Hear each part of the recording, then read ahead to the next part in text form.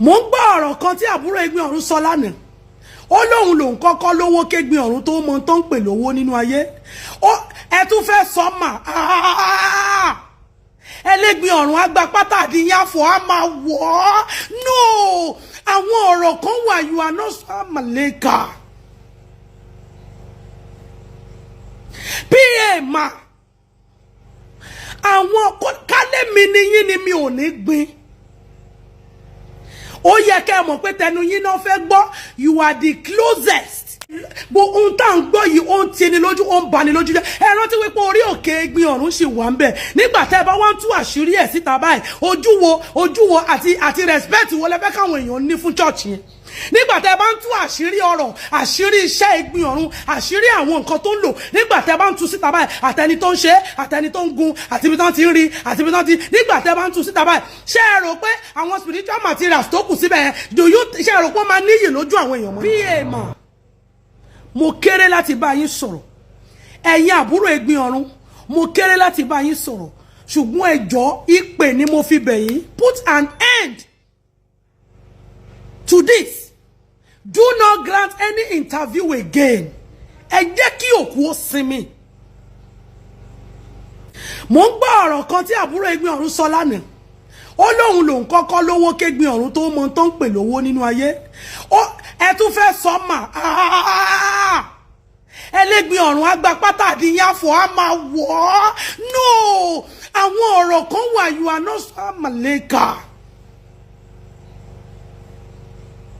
PA ma. Àwọn kálẹ̀ mi ni yín ni mi ò ní gbin.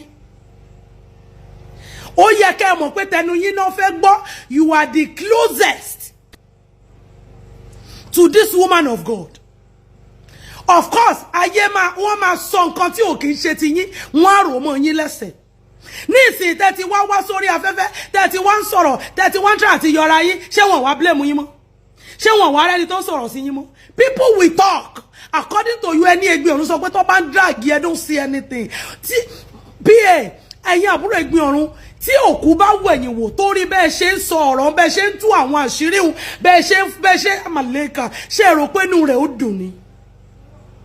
I'm not siding anybody and I am not blaming anybody. I am here to beg you all. Ẹ jẹ́ kí òkú yìí ó fọwọ́ rọrí, ẹ jẹ́ kó sùn.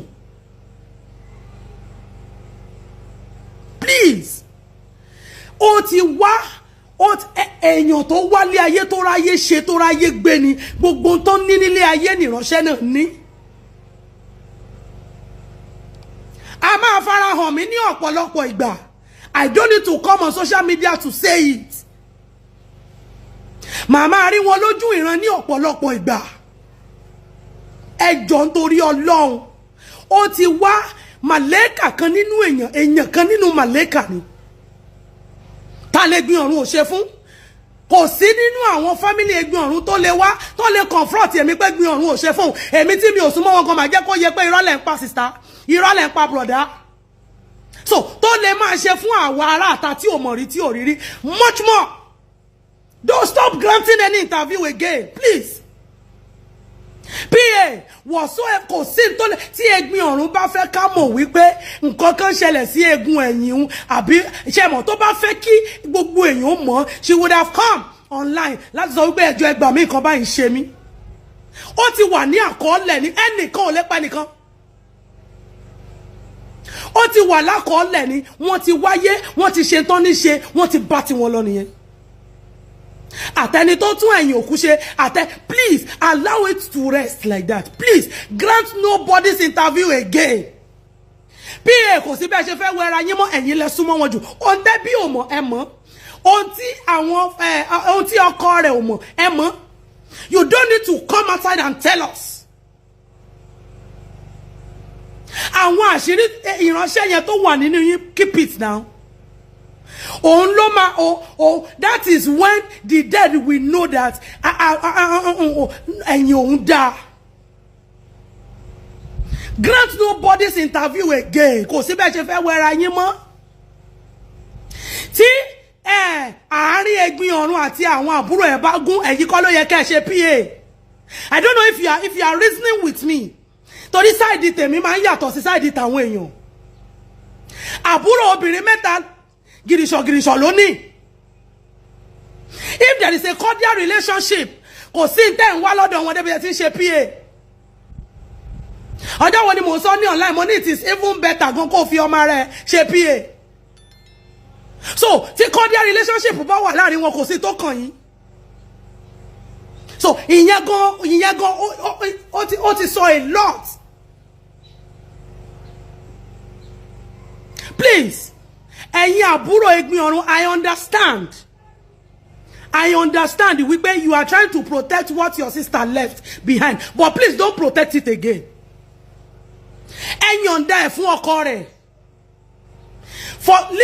Don't try and, you want to protect it for the children. Kaya àwọn ọmọ ò lè bàjẹ́. Màmá yẹn ti ra ayé gbé fáwọn ọmọ rẹ̀. Ó ti fún wọn ní education. Àwọn ọmọ náà ní ògo tiwọn. With or without their mother's money, they will survive. Wọ́n máa jẹ́ èèyàn nínú ayé. Wọ́n ní ògo. Ṣé ìyá wọn, according to the story, ṣé ìyá wọn náà jogún ni? Ṣé bóun náà ṣiṣẹ́ ni? Ó ṣiṣẹ́ tó fi débi tó wà yẹn ni. Stop protecting the ogun again. Leave it.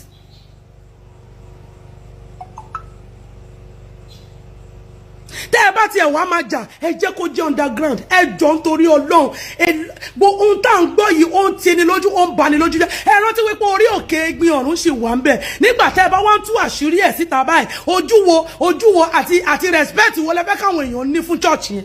Nígbà tẹ́ bá ń tú àṣírí ọ̀rọ̀, àṣírí iṣẹ́ Egbin Orun, àṣírí àwọn nǹkan tó ń lò, nígbà tẹ́ bá ń tú síta báyìí, àtẹni tó ń ṣe, àtẹni tó ń gun, àti ibi tó ń ti ń rí, àti ibi tó ń ti, nígbà tẹ́ bá ń tú síta báyìí, ṣé ẹ rò pé àwọn spiritual materials tó kù síbẹ̀ yẹn, ṣé ẹ rò pé ó máa níyì lójú àwọn èèyàn mọ́ ni? Egbin Orun, ibi báyẹn kò kí ń kọṣẹ́ sílẹ̀, kò kí ń ṣe kíní kan. Please don't see anything concerning this woman again. Mo sure pé tó bá wo ẹ̀yìn wò, tó bá rí àwọn nǹkan tó ń fly about, tó bá rí àwọn nǹkan tó ń ṣẹlẹ̀, inú rẹ̀ ò lè dùn. PA, you have gone through a lot with this woman, please. I know what I am saying. Ìránṣẹ́ Ọlọ́run ni mí. I know mo mọ relationship tó máa ń wà láàrin ọ̀gá àti PA rẹ̀. Tó bá ní kẹ́ ẹ fi property ẹ̀gbọ́n àwọn sílẹ̀ fún wọn, ẹ fi sílẹ̀.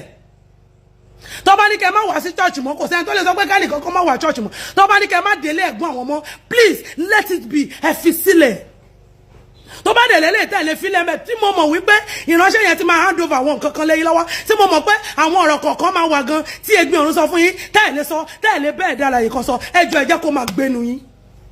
Don't let anybody push you to say things that are not supposed to be said online. Please, gbogbo wa la máa kú o, gbogbo wa la jẹ gbèsè ẹ̀. Death is inevitable.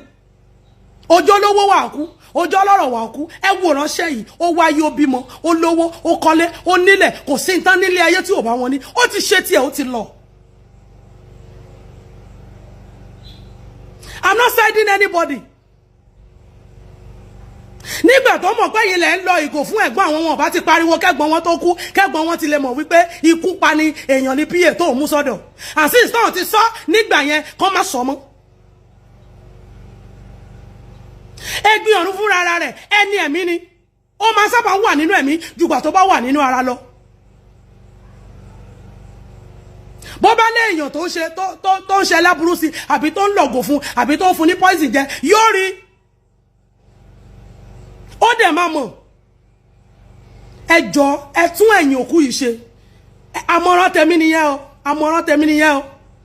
Mi ò ní ká má wá fún mi, mi ní ká má bú mi o. But please, allow the dead to rest.